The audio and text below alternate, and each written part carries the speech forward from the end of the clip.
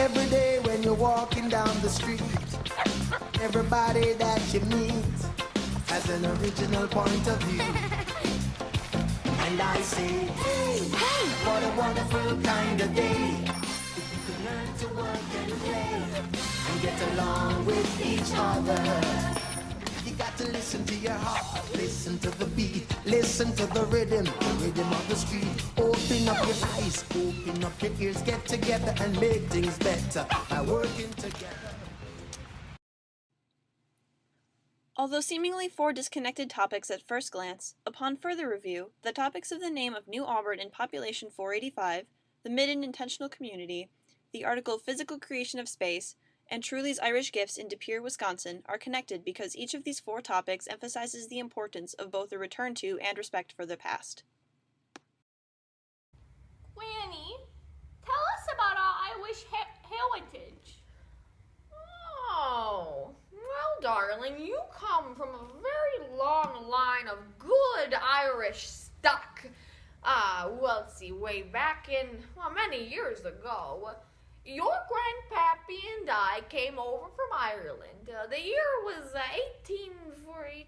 I can't quite remember the year. Granny, my grandma's memory was is going. that a long time ago? Oh, darling, that was a very long time ago. Many more years ago than you've been alive.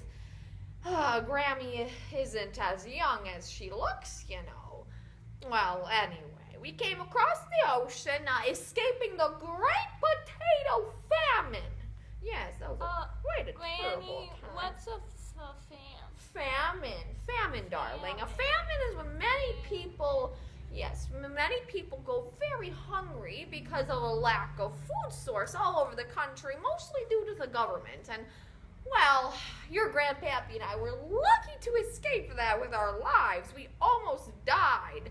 Well, in any case, we made it to America, and we moved here, and we founded a Trully's Irish Gifts to celebrate our Irish heritage and where we came from. Why did you found it, Whammy?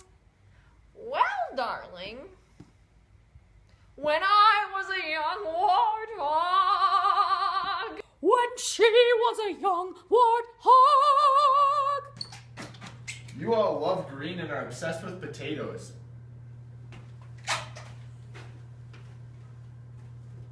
You call yourself fighting Irish. Back in old country, we fight bull. You all have such silly accents. It's ridiculous. I don't care what they got to say. I am proud to be fighting Irish. In the year 2003, Trully's Irish Gifts was founded in De Pere, Wisconsin. Coming from a family celebrating their Irish heritage, they decided to make their first foray into the world of business and entrepreneurship by opening the store and selling only the highest quality of Irish and Celtic products. However, this has proved to be a challenge, as only 5 to 10% of the Green Bay population has Irish roots. The business opened during the Christmas season, which provided a bit of a challenge at first. However, once the holiday shopping season ended, they started to feel as though they could expand their business to a larger store.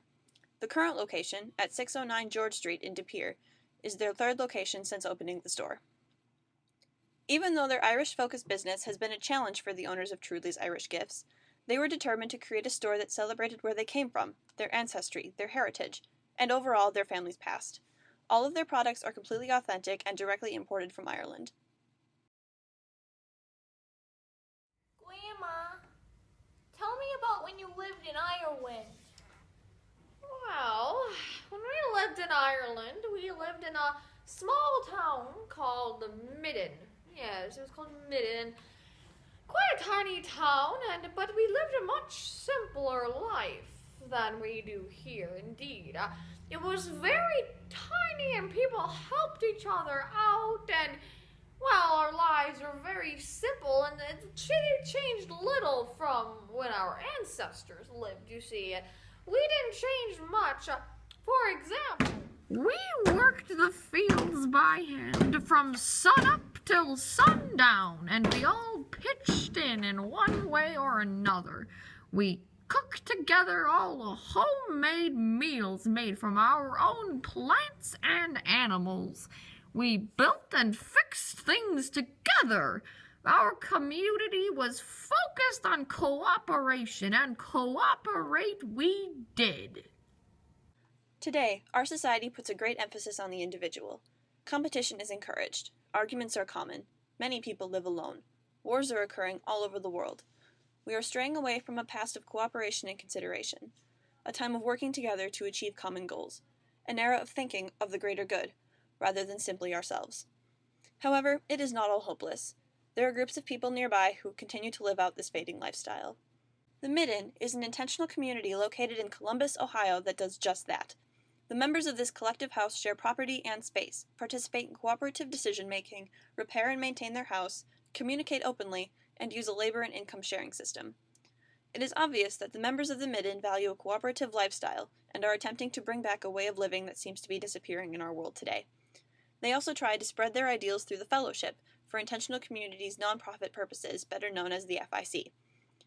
The purpose of this group is to build connections, embrace a cooperative spirit within communities, and exchange ideas, among other things.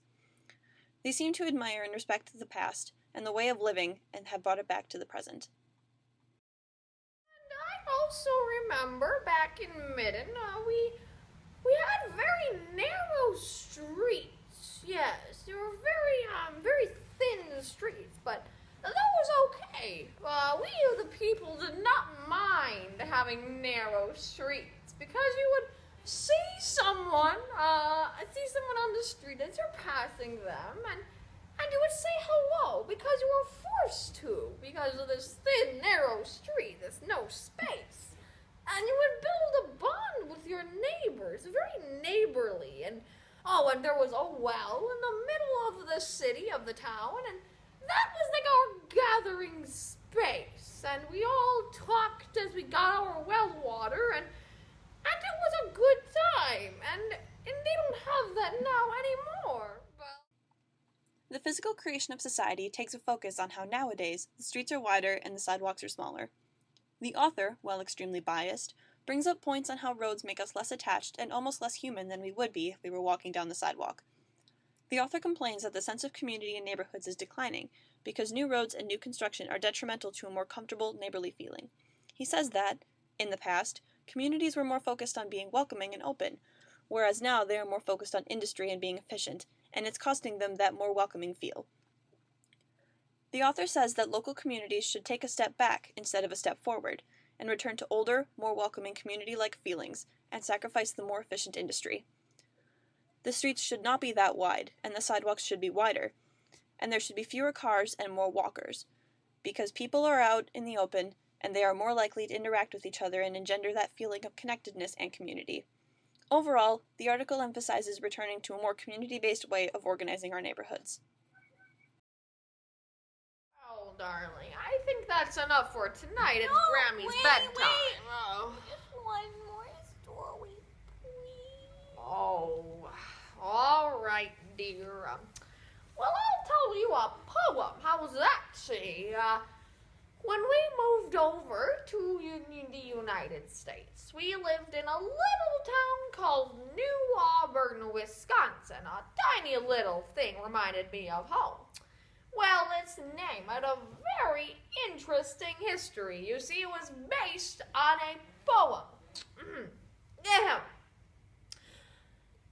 Sweet Auburn, loveliest village of the plain, where health and plenty cheered the laboring swain, where smiling spring its earliest visit paid, and parting summers lingering blooms delayed.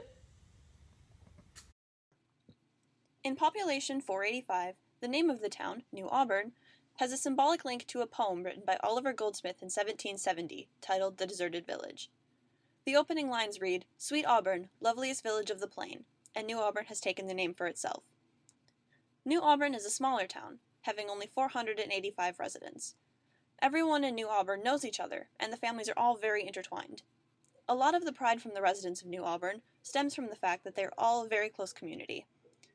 In times of tragedy, they come together to help one another out.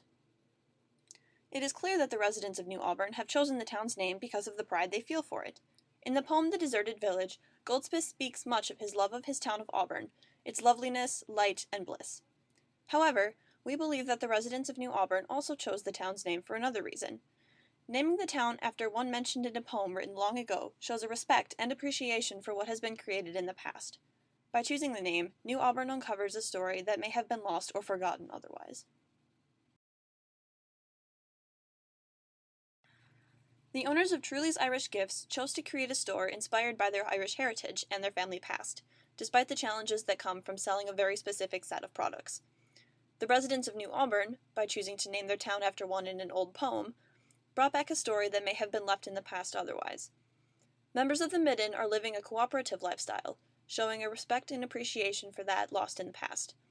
Finally, in the article The Physical Creation of Society, the author discusses a problem that may have arisen by society straying away from a past way of organizing communities.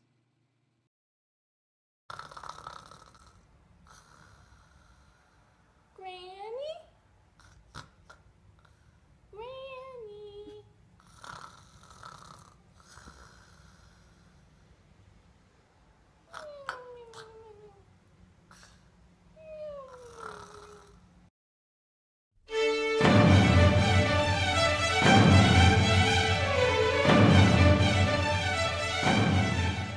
Grandpappy came across the ocean and, I can't do it. You forgot. I said Grandpappy. Famine. What's a famine? A famine is when people starve to death.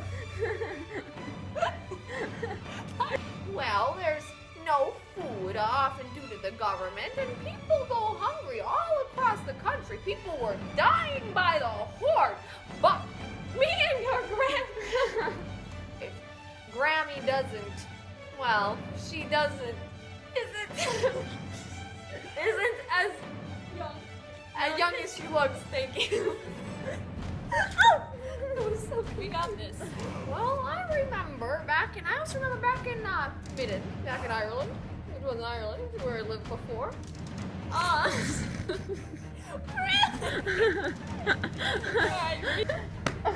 was her fault. I was thinking that it tripped you earlier because you're very sprightly grandma rocking back and forth constantly in your chair. You're like, So should I stop doing that? you did a little bit, but you were almost doing it all. You're doing a lot, like almost every line you're shifting. Oh, you see. Fast one. Going into the galley. We're gonna do it again. You're smiling. Don't, please.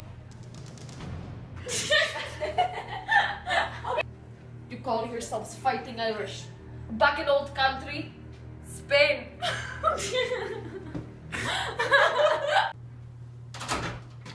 You all love We do What have was another that? line after this back thing. But back in old country, we drink rubbing alcohol instead of silly little vodka bottles you have here.